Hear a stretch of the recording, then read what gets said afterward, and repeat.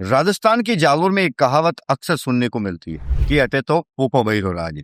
यहाँ तो पोपा बहिरो राज है। जब कहीं अव्यवस्था हो, नियम कानून की परवाह न हो और हर कोई अपनी मनमानी कर रहा हो, तब लोग इस कहावत को बोलते हैं। लेकिन क्या आप जानते हैं कि इस कहावत के पीछे जालोर के इतिहास की एक दिलचस्प कहानी छुपी हुई है। बात है सन 1386 ईस्वी की। उस समय जालोर पर वीर और पराक्रमी शासक विशलदेव चौहान सोनग्रा का शासन। वहीं दूसरी ओर मारवाड़ के शासक रावछुंडा अपनी साम्राज्यवादी नीति के चलते जालोर को मारवाड़ में विलीन करना चाहते थे।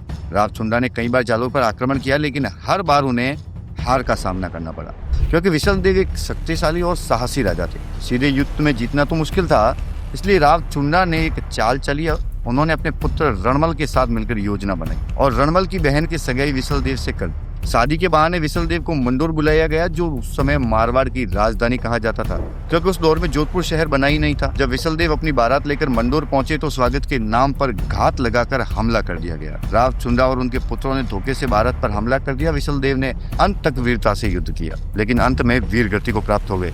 जब यह खबर जालोर पहुंची तो राज्य के सामंतों और सैनिकों ने मिलकर विशलदेव की पटरानी पोपाबाई को जालोर की गद्दी पर बिठा दिया।